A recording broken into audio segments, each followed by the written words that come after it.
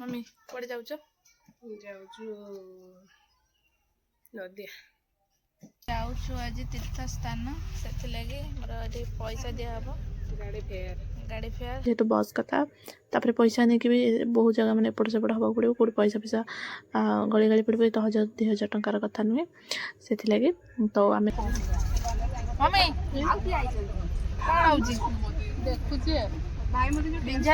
देखी ना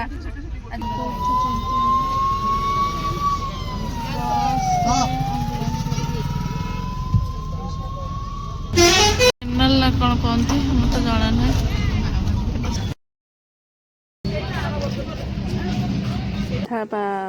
किसी भी जिन पान फान अमली लोक मान हुए तो ये रखी गाड़ी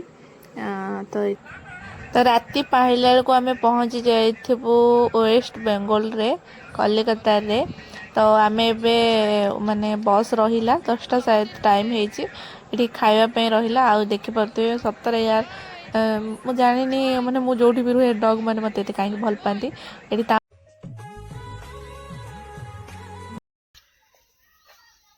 मम्मी कुआडे जाउछ जाऊछु नदिया आमे बहुत जगह जाउछु तो आपण माने जानले तो गोटे जगह को हम जाउछु माने नाटा कहलु आम किंतु बहुत जगह जाउछु गला पर आपण माने को देखेबी बहुत सारा ब्लॉग आसीबो तो आमे पूरा रेडी लगेज फगेज नेके जाउछु अच्छी केते दिन जिबारे कोन सब तो ब्लॉग आसीबो तो चलो जिबा टाइम भी हे गलानी चलो तो संग मैंने यहाँ हूँ पार्ट 1 रो ब्लॉग बट मुझे एडिटिंग करी सो से लगे पोस्ट करी तो आम फास्ट बाहर के घर पूरा रेडी फेडी हो बाहर ऑटो रे ऑटो गलापर से आम मौसी उठिले मुझे पार्टी वीडियो बनई तो एठू आम जीवु बस रे आम ये बस को अपेक्षा करूँ आउठी जाऊँ आपण मैंने देखिए बहुत सारा ब्लॉग आसो आपण मैंने वेट करंतु बहुत सारा ब्लॉग आसो आपण मैंने भी चाहिए जापरेंगे आ बहुत कम टकर आ बहुत सुंदर सुंदर जगह जीवे मंदिर जीवे दर्शन करेंगे आउ तो ये मम्मी दीदी को फोन कर मुझे नॉर्मल टे वीडियो बन दूसरी जो बस को आम अपेक्षा करूँ तो फाइनल आमर ये बस आसी जाइए तो बस आसला आम समस्ते से बहुत जन अपेक्षा करूँ तो सीठी आम जाइए आम बस अलरेडी बसलु फास्ट कथा हूँ मुझे वीडियो एथि मैंने कौन कर शूट कर पारे जेहेतु बस से मोर बांती हुए से लगे मोटे प्रोब्लेम तो मैंने आम आसिक अलरेडी बस जाइए हमको स्लीपर बस मैंने स्लीपर बस चप्पल सुधा सब थुआई आ समस्ते ये बस तो बेसी वीडियो करें कारण मत बस रे प्रोब्लेम आ देखा जाऊ जर्नी तो फास्ट स्टार्ट बहुत बढ़िया से हो गला देखा जाऊ आगू कौन हो मौसी से बस मम्मी केमती लगुच बहुत बढ़िया लगुच ना फोन कराला ना मामा को क्या फोन कराला मामा आस पारे मन दुख तो आम पहुँच गलुनी मुझे वीडियो कर चेंज चेंज होते आ देखिपे ना मलिया ना कौन शायद ये मलिया ना मम्मी शायद ये मलिया बोध मलिया पाखे पूरा ब्लॉग तो करनी हाँ जी मो द्वारा संभव हो मत जी भल लगी तो मुझे ही कर फास्ट था मत फास्ट फास्ट जो जाइली तो से मत भल लगुला फास्ट बसी गाड़ी में तो से मुझे वीडियो शूट करी तो आमर ये ऊपर सीट आमर थिला तो ये ऊपर सीट रे आम दुई जन गोटे सीट माने शेयर करेंगे बसवाक नुहे ये तुम बस ये तुम शोब यहाँ हूँ तुम सीट रहिबो तो ये सब आम ऊपर सुंदर सुंदर व्यू देखिए जाऊँ आ मम्मी तो भाव दूसरे बोधे मैंने कौन के जाने से मैंने अलग रेंट रे यही संगे माने मुंडर अच्छे कि से समस्त को फोन कर जनइबे कि मुझे जाऊँगी आमती सेमती ତାପରେ ଆଗକୁ ଦେଖିବେ ସେ କେଉଁ ଭଳି ଭାବରେ ସେମାନେ ଦେଖୁଛନ୍ତି। ଏଠି ଦିଦିକି ଫୋନ୍ କରୁଛନ୍ତି। ଏଠି ବି ମୁଁ ଟିକେ ମୋର ବି କରିଦେଇଥିଲି। ଆଉ ମମି ସେମିତି ବି ଯାଇଛନ୍ତି, ତାଙ୍କୁ ବେଶୀ ଫୋନ୍ ଧରିବା ମାନେ ଜଣା ନାହିଁ। ସୋ ମୋତେ ଯେତିକି ମୋ ଦ୍ୱାରା ହେଇପାରିଲା ମୁଁ ଆପଣମାନଙ୍କ ସହିତ ସେୟାର କଲି। ତାପରେ କିଛି ସମୟ ଆମେ ଯାଉଛୁ ଆଜି ତୀର୍ଥ ସ୍ଥାନ, ସେଥିଲାଗି ମୋର ଏଠି ପଇସା ଦିଆହେବ। ଗାଡ଼ି ଫେୟାର 1000। ରେଷ୍ଟ କଲା ପରେ ଯେହେତୁ ଆମେ ଯାଇଛୁ ତ ସେଠି ପଇସା ତ ଦେବା ନିହାତି ଦରକାର। ଏଠି ମୁଁ ଟିକେ ପଇସା ଗଣିଥିଲି, ମାନେ ମୁଁ ଠିକ୍ ଠାକ୍ ପଇସା ଆଣିଛି କି ନାହିଁ। ତାପରେ ମୁଁ ମମିକୁ ଦେଇଥିଲି, ମମି ତୁମେ ଚେକ୍ କର। ତ ଏଇଠି ପଇସା ଦେଖିକି ଯଦି ଆପଣମାନେ ଜାଣିପାରିବେ ଆମେ କେତେ ଟଙ୍କା ଦେଇକି ଯାଇଥିଲୁ 2 ଜଣ, ତ ଆପଣମାନେ ଠିକ୍ ଜାଣିପାରୁଛନ୍ତି। ଯଦି ଆଉ ଜାଣୁଛନ୍ତି ଯଦି ମୋତେ ଏଇଟା କମେଣ୍ଟରେ ନିହାତି ଜଣାନ୍ତୁ। ସେଇଠି ମମି ପଇସା କାଉଣ୍ଟ କରିଲା ପରେ ମୋତେ ଦେଇଛନ୍ତି। ଆଉ ମୋତେ କହିଲେ ରଖ ଆମେ ଦେବା। ହଁ, ଆମେ ଯେଉଁଠି ଯାଇଥିଲୁ ବା ଯିଏ ଆମକୁ ନେଇକି ଯାଇଥିଲେ ସେ କହିଲେ କି ତୁମେ ଆସିଲା ପରେ ବି ତୁମେ ପଇସା ଦେଲେ ଆମେ କିଛି କହିବୁନୁ, ବଟ୍ ଆମେ ତାଙ୍କୁ ଆଗରେ ଦେଇଦେଇଥିଲୁ। କାରଣ ଯେହେତୁ ବସ୍ କଥା, ତାପରେ ପଇସା ନେଇକି ବି ବହୁତ ଜାଗା ମାନେ ଏପଟ ସେପଟ ହେବାକୁ ପଡ଼ିବ, କେଉଁଠି ପଇସା ଗଳି ପଡ଼ିବ। ତ 1000-2000 ଟଙ୍କାର କଥା ନୁହେଁ, ସେଥିଲାଗି ତ ଆମେ ତାଙ୍କୁ ଦେଇବୁ ବୋଲି ଏଠି ମାନେ ଗଣିଥିଲୁ। ତାପରେ ସେ ସେତେବେଳେ ବ୍ୟସ୍ତ ଥିଲେ, ଯେତେବେଳେ ଫ୍ରି ହେଇଥିଲେ ସେତେବେଳେ ଆମେ ତାଙ୍କୁ ଦେଇଥିଲୁ। ପ୍ରଥମେ ଆମେ ବିଞ୍ଝାରପୁର ଥାନା ପାଖରେ ହେଇଗଲୁଣି, କ୍ରସ୍ କରିସାରିଲେଣି। ତ ଗାଡ଼ି ଏବେ ଟିକେ ଧୀରେ ଧୀରେ ଚାଲିଛି। ଆଉ ମମି ଏଠି କ'ଣ କରୁଛନ୍ତି ମୁଁ ଦେଖୁଛି। ମମି ପୁରା ସେ ଝରକାରେ ପୁରା ପଶି ଯାଇଛନ୍ତି, ମୋତେ ବି ନିଜେ ଜଣାପଡ଼ୁନି ମମି କହୁଛି। ମମି କ'ଣ ହେଉଛି ଦେଖୁଛି। ବିଞ୍ଝାରପୁର ଯେମିତି ଦେଖିନା, ଆଜି ଦେଖୁଛ। ତ ମମି ଏଠି ବିଞ୍ଝାରପୁର ଦେଖିନାହାନ୍ତି, ଆଜି ଫାର୍ଷ୍ଟ ଟାଇମ୍ ଯେମିତି ଆସିଲା ଭଳିଆ ଦେଖୁଛନ୍ତି।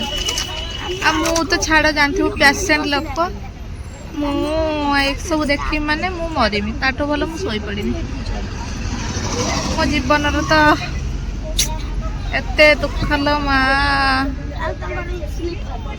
ପେସେଣ୍ଟ ତ ହେଇଯିମି, ଆଉ ଭଲ ଲୋକଟା ମୁଁ ପେସେଣ୍ଟ ହେଇଯିମି ଯଦି ବସ୍ରେ ଗଲି। ଜାଣିଥିବେ ତ ଯେଉଁମାନେ ବସ୍ରେ ଯାଉଥିବେ, ଆଉ ବସ୍ରେ କ'ଣ ପ୍ରୋବ୍ଲେମ୍ ସେଟା ତ ଜାଣିଥିବେ।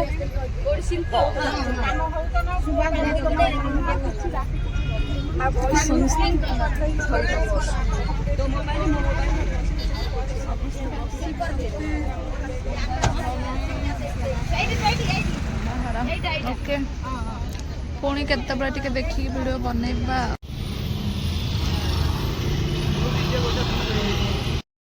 ତ ଏଠି ଦେଖିଲା ପରେ ଭୁବନେଶ୍ୱର ବୋଧେ କ୍ରସ୍ କଲା ପରେ ଏଠି ଟିକେ ଶୋଇପଡ଼ିଥିଲୁ। ଆଉ ସେଠି ବି ଦେଖ ତା ନାଁ ହେଉଛି ଟୁଇଙ୍କିଲି, ଆଉ ତା ନାଁଟା କ'ଣ ମୋର ମନେ ପଡ଼ୁନି।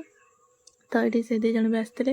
ଆଙ୍କ ଭିତରୁ ଜଣକୁ ବାନ୍ତି ହୁଏ, ସେ ଫାଷ୍ଟ ବାନ୍ତି କଲା ତ ଜାଣିଥିବ। ଆଉ ତ ଏଠି ମୁଁ ଶୋଇଛି, କାରଣ ମୁଁ ନ ଶୋଇଲେ ମୋର ହବ ବାନ୍ତି। ବହୁତ ଜଣଙ୍କର ତ ଏମିତି ହୁଏ, ମୋର ବି ହୁଏ ତ, ଆଉ ମୁଁ କ'ଣ କରିପାରିବି।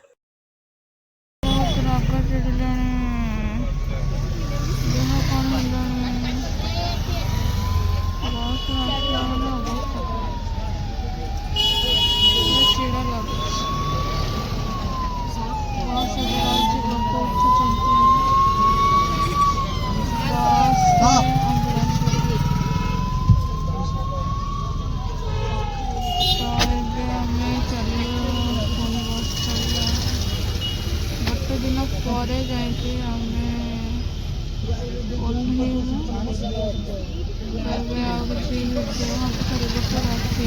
ମାନେ ଚଢ଼ିଲୁ 2ଟା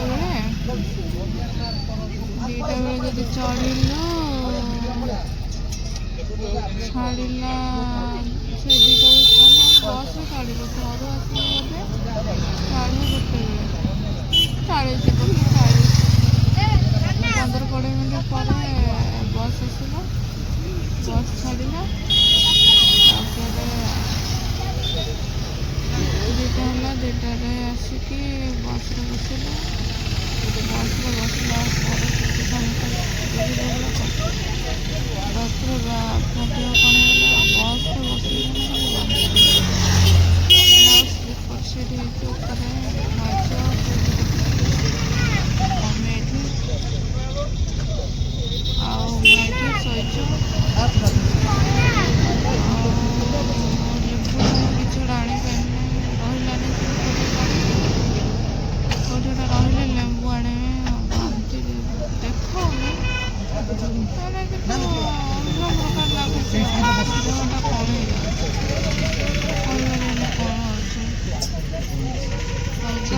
ଲୋକ ଉଠୁଛନ୍ତି ମୁଁ ଦେଖୁଛି।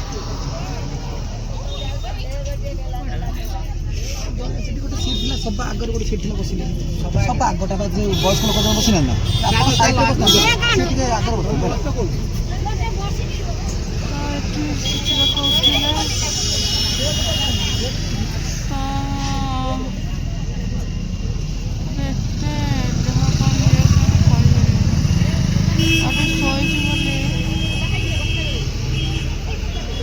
ଶୋଇଛି ବୋଲି ଗୋଟେ ବାଟ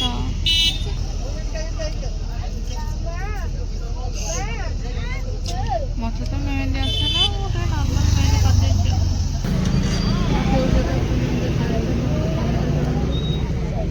ଫୋନ୍ ଏକାଥରେ ଗଳିବ ଯାଇକି ରୋଡ଼ ଠିକ୍ ଅଛି ସାଙ୍ଗମାନେ ଏଠି ମନେ ପୁରା ଶୋଇପଡ଼ୁଛନ୍ତି। ମନେ ଟିକେ ଶୋଇପଡ଼େ ଉଠିଲା ପରେ ଭିଡ଼ିଓ କରିବା।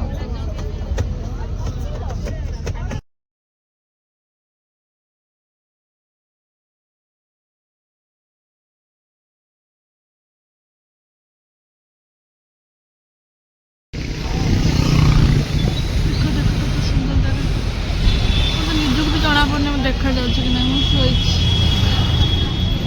ଏ ଗଛ ମୋତେ ବଢ଼ିଆ ଦେଖାଯାଉଛି। ଏତେ ସୁନ୍ଦର ଗଛ ଉପର ଜିନିଷ ଦେଖା ଶୋଇଛି ଯେହେତୁ ତଳ ଜିନିଷ ଦେଖାହେଉନି କି ମୋତେ ଉଠିବାକୁ ବଳ ନାହିଁ। କ'ଣ କରିପାରିବି? ମମି କି ଦେଖୁଛୁ କେମିତି ଦେଖୁଛୁ।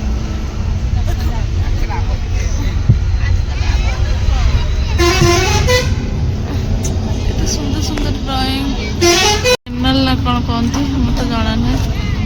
ଏତେ ସୁନ୍ଦର ଜାଗା ଦେଖ ବହୁତ ସୁନ୍ଦର ହେଇଛି ନା।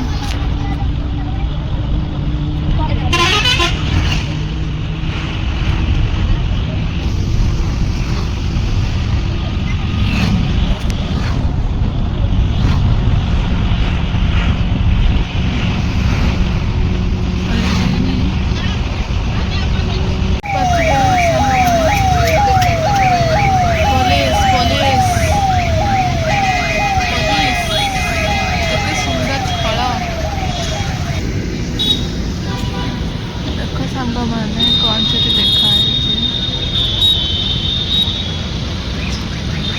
ମଦ ଓ ନିଶା ନିବାରଣ କେନ୍ଦ୍ର।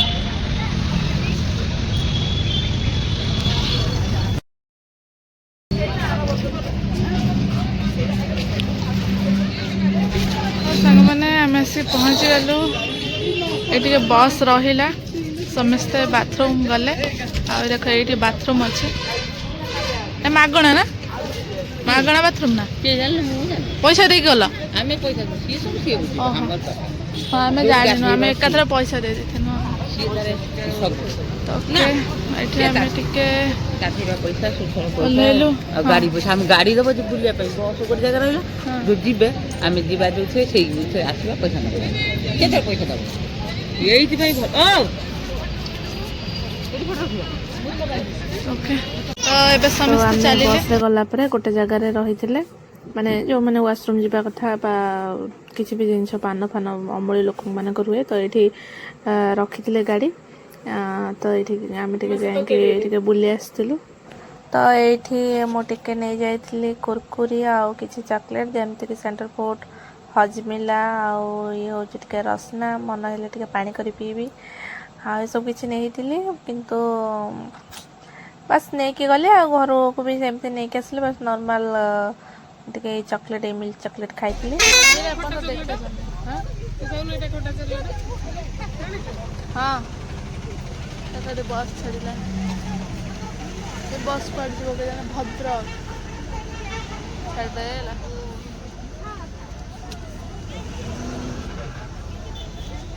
ଖାଲି ଗାଡ଼ି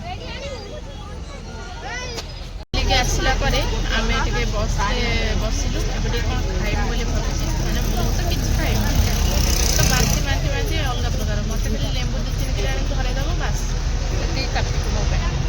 ଆଉ ଏଠି ଅନ୍ଧାର ହେଇଗଲାଣି ଯେହେତୁ ଏଠି ଲାଇଟ୍ ଆସୁନି। ଯାଇକି କ'ଣ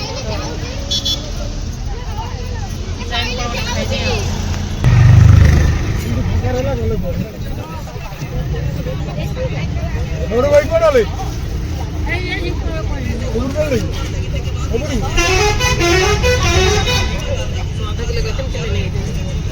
ଚଳିବ।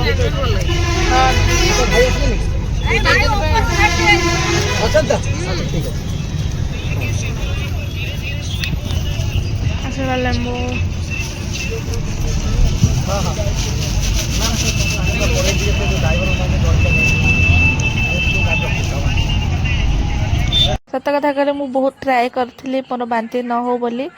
ଯେହେତୁ 2-3 ଦିନର ମାନେ ଗାଡ଼ିରେ ଥିଲା ଯିବା ଆସିବା ପାଇଁ, ସେଥିଲାଗି ମାନେ ପୁରା କମଜୋର ହେଇଯିବି ଯେହେତୁ, ତ ବହୁତ ଚେଷ୍ଟା କରିଥିଲି ଯେମିତିକି ଲୋକ କହିଲା ଭଳି ପେପରରେ ପକେଇ ବସିବା ପାଖରୁ ଆରମ୍ଭ କରି ପଇସା ମନ୍ତ୍ରାଇବା ପାଖରୁ ଆରମ୍ଭ କରି ଲେମ୍ବୁ ଖାଇଥିଲି, ତେନ୍ତୁଳି ଖଟା ମାନେ ତେନ୍ତୁଳିର ଚକୋଲେଟ୍ ନେଇଥିଲି, କିନ୍ତୁ ନାଇଁ ସେମିତି କିଛି ବି ହେଲାନି। ମାନେ ଛାଡ଼ ଆଉ କ'ଣ କହିବି। ଏମିତି ମୋର ମାନେ ଯେତେବେଳେ ମାନେ ଗାଡ଼ି ରହିଥିଲା ନାଇଟ୍ରେ ମାନେ ଖାଇବା ପାଇଁ, ସେତେବେଳକୁ ମାନେ ମୁଁ ଅଧା ଦରମରେ ହେଇସାରିଥିଲି। ଆଗକୁ ସେଟା ଜାଣିବେ। ତ ଓକେ ଠିକ୍ ଅଛି, ଆମେ ଯାଉଛୁ ଏବେ ଫାଇନାଲ୍। ଏବେ ଓଡ଼ିଶାରେ ଅଛୁ, କଲିକତା ପର୍ଯ୍ୟନ୍ତ ପହଞ୍ଚିନୁ। ତ ରାତି ପାହିଲା ବେଳକୁ ଆମେ ପହଞ୍ଚି ଯାଇଥିବୁ ୱେଷ୍ଟ ବେଙ୍ଗଲରେ, କଲିକତାରେ। ତ ଆମେ ଏବେ ମାନେ ବସ୍ ରହିଲା 10ଟା ଟାଇମ୍ ହେଇଛି, ଏଠି ଖାଇବା ପାଇଁ ରହିଲା। ଆଉ ଦେଖିପାରୁଥିବେ ସତରେ ୟାର ମୁଁ ଜାଣିନି ମାନେ ମୁଁ ଯେଉଁଠି ବି ରୁହେ ଡଗ୍ ମାନେ ମୋତେ ଏତେ କାହିଁକି ଭଲ ପାଆନ୍ତି। ଏଠି ତା ମାଆ ପୁରା ମୋ ପାଖରେ ବସି ଆଉ ତା ଛୁଆମାନେ ସବୁ ପୁରା ଖେଳୁଛନ୍ତି। ଆଉ କେତେ କ୍ୟୁଟ୍ କ୍ୟୁଟ୍ ହେଇଛନ୍ତି, ପୁରା ସବୁ ପୁରା ସେମ୍ ତା ମାଆ କଲର୍ ହିଁ ହେଇଛନ୍ତି, ପୁରା ରେଡ଼୍। ଆଉ ସେ ମୋତେ ଛାଡ଼ିବାକୁ ବି ଆସିବ, ସେସବୁ ଆପଣମାନେ ଆଗକୁ ଦେଖିବେ। ଆଉ ଏଠି ଆମେ ଖାଇବା ନେଇକି ଆସିଥିଲୁ, ଆଉ ଘରୁ କ'ଣ ଖାଇବା ନେଇକି ଆସିଥିଲୁ ଆପଣମାନଙ୍କୁ ଏଇଠି ମୁଁ ଟିକେ ଦେଖେଇ ଦେଉଛି। ତାପରେ କ'ଣ ପାଇଁ ନେଇକି ଆସିଥିଲୁ ସେଇଟା ବି ଆପଣଙ୍କ ସହିତ ସେୟାର କରିବି। ଆଉ ଆପଣମାନେ ଯଦି ବି କେବେ ଯାଉଛନ୍ତି ତ ଘରୁ ନିଶ୍ଚିତ ଖାଇବା ନେଇକି ଯିବେ। ଆଉ ଚୁଇଁକି ଦେଖ କେମିତି ଚପଲ ନେଇ ପଳେଇ ଯାଉଛି। ତ ସାଙ୍ଗମାନେ ଏଇଠି ମୁଁ ଟିକେ ନେଇକି ଯାଇଥିଲି କିଛି ଖାଇବା ପାଇଁ, ଯେମିତିକି ମୁଁ ତେଢ଼େ ମେଢ଼େ ଖାଏ, ମୋତେ ଆଳୁ ଚିପ୍ସ ଯାହା ବି କିଛି ମୋତେ ପସନ୍ଦ ନୁହେଁ। ତ ମୁଁ ନେଇକି ଯାଇଥିଲି ତେଢ଼େ ମେଢ଼େ, ସେଣ୍ଟର ଫୋର୍ଟ, ଆଉ କ'ଣ ତେନ୍ତୁଳି ଖଟାର ଚକୋଲେଟ୍ଟା, ତା ନାଁଟା କ'ଣ ମନେ ନାହିଁ। ତ ଏଠି ଏମିତି କିଛି ଚକୋଲେଟ୍ ନେଇଥିଲି, କିନ୍ତୁ ନେଇଥିଲି ସତ ବଟ୍ କିଛି ବି ୟୁଜ୍ କରିନି, ବାସ୍ ନେଇଯାଇଥିଲି ଯଦି ମନ ହେବ ତ ଖାଇବି। ତାପରେ ସକାଳୁକୁ ଏସବୁ ରାତିରେ କିଣିଥିଲି। ତାପରେ ସକାଳୁକୁ ଆମେ ଏଇଠି ଚୁଡ଼ା ଆଉ ମୁଢ଼ି, ଚିନି, ବିସ୍କୁଟ୍ ସବୁ ଏସବୁ ପଡ଼ିକି ବାଦାମ ସବୁ ପଡ଼ିକି ଏଠି ଛତୁଆ କରିଥିଲୁ। ଛତୁଆ ବି ନେଇକି ଯାଇଥିଲୁ, କାରଣ ସକାଳ ଟାଇମ୍ରେ ସେ ଖାଇବାକୁ ଦେଇନଥିଲେ, ବାସ୍ ଗାଧୁଆଳେ ଆଉ ରାତି 2 ଦିନ ସେ ଦେଇଥିଲେ। ତ ସକାଳ ଟାଇମ୍ ତମେ ହିଁ ଖାଇବ, ସେଥିଲାଗି ଆମେ ନେଇକି ଏଠି ଛତୁଆ କରିଦେଇଥିଲୁ। ତ ଫାର୍ଷ୍ଟ ଦିନ ତ ଆମେ ଯାଇଥିଲୁ 1 ବେଳେ, ସେଦିନ ତ ଆମେ ଖାଇନଥିଲୁ, କିନ୍ତୁ ତାପରଦିନ ଯେଉଁ ସକାଳେ ପହଞ୍ଚିଲା ପରେ ତ ସକାଳ ଖାଇବା ସେ ଦେବେନି, ଗାଧୁଆଳେ ଦେବେ। ସେଥିଲାଗି ତମେ ଛତୁଆ ହେଲା ବା ବିସ୍କୁଟ୍ ହେଲା ତମେ ନେଇକି ତମେ ତମର ଖାଇବ, ବା ବାହାରେ ଯଦି ତମେ କିଣିକି ଖାଇବା କଥା ଖାଇବ, କିନ୍ତୁ ଦେଇକି ପଇସା ଖାଇପାରିଲେ ହେଲା। ଆଉ ବାହାରର ଜିନିଷ ତ ଜାଣିପାରୁଥିବ, ମୁଁ ନର୍ମାଲ୍ କହିଦେଉଛି, 2ଟା ଇଡ଼ଲି ଆଉ ଟିକେ ସମ୍ବର ପାଣିକୁ 50 ଟଙ୍କା। ତ ସେଇ ହିସାବରେ ଜାଣିପାରୁଥିବ କେଉଁ ଭଳି ଭାବରେ ସେଠି ରେଟ୍ ଥିବ। ଆଉ ଓଡ଼ିଶା ଲୋକଙ୍କ ପାଖରୁ ସେମିତି ମାନେ ସେ ପଇସା ରେଟ୍ କରନ୍ତି କି ସମସ୍ତଙ୍କ ପାଇଁ ସେମିତି ରେଟ୍ ଥାଏ ମୋତେ ଜଣା ନାହିଁ, ବଟ୍ ସେଠି 2ଟା ଇଡ଼ଲିକୁ ଆଉ ସାମ୍ବରକୁ 50 ଟଙ୍କା ଥିଲା। ତାପରେ ଏଠି ସକାଳେ ଆମର ବନା ହେଇଥିଲା ସିମେଇ କ୍ଷୀରି। ଯେହେତୁ ମୋତେ ତ ସେମିତି କିଛି ଗାଡ଼ିରେ ମୁଁ ବିଶେଷ ଖାଏନି, ତ ସେଥିଲାଗି ମୁଁ ଟିକେ ଏଠି ମିଠା ବନେଇଥିଲି। ମିଠା ଖାଇଲେ କାଳେ ବାନ୍ତି ଫାନ୍ତି ନ ହେବ ବୋଲି, ଗାଡ଼ିରେ ଯଦି ଭୋକ ଲାଗିଲେ ମୁଁ ଖାଇବି ବା ରାତିରେ ଖାଇବି ବୋଲି ଏଠି ବନେଇଥିଲି ସିମେଇ କ୍ଷୀରି। ତାପରେ ଆମର ଏଠି ବନା ହେଇଥିଲା ଡାଲମା, ଆଉ ଡାଲମା ପରେ ଆମର ରୁଟି ମମି ପରେ ବନେଇଥିଲି। ପରଟା ଆମେ ନେଇନଥିଲୁ, କାରଣ ଦେହ ଖରାପ ହେବ, ଗୋଟେ ଜାଗାରେ ବସିବା, ଗାଡ଼ି ଭିତରେ ଶୋଇବା ତ ନିହାତି ଦେହ ଖରାପ ହେବ। ତ ସେଥିଲାଗି ପରଟା ହଉ କି ପୁରୀ ହଉ ନେବେନି, ନର୍ମାଲ୍ ରୁଟି ହେଲା ତ ଠିକ୍ ଅଛି। ରାତିରେ ଖାଇବା ପାଇଁ ରୁଟିଟା ଠିକ୍ ଯେମିତି ଘରେ ଖାଉଛନ୍ତି ସେଇଭଳିଆ। ତାପରେ ରୁଟି ନିଆ ହେଇଥିଲା, ଆଉ ଏଠି ଡାଲମା ମାନେ ମମି ବନେଇ ଦେଇଥିଲେ। ତ ଏଠି ମୁଁ ଟିକେ ଡାଲମାକୁ ବଢ଼ିଆ ସେ ବଘାରି ଦେଇଥିଲି, ବା ତାକୁ ମୁଁ ଫୁଟେଇ ଦେଇଥିଲି। ତାପରେ ଆମର ପ୍ୟାକିଂ ବି ହେଇଯାଇଥିଲା। ତ ଆମେ ନେଇଥିଲୁ ରୁଟି, ଡାଲମା, ସିମେଇ କ୍ଷୀରି ଘରୁ ନେଇକି ଯାଇଥିଲୁ। ଆଉ ସେଠି ଆମେ ଚଣା ତରକାରୀ କିଣିଥିଲୁ। ଚୁଇଁଗିଲଟା ଭାରି ବଦମାସ। ଏଇ ତ ଛୁଆ ଚପଲ ନେଇ ଯାଉଛନ୍ତି। ମୁଁ ହାତ ବାଜୁଛି ତାକୁ।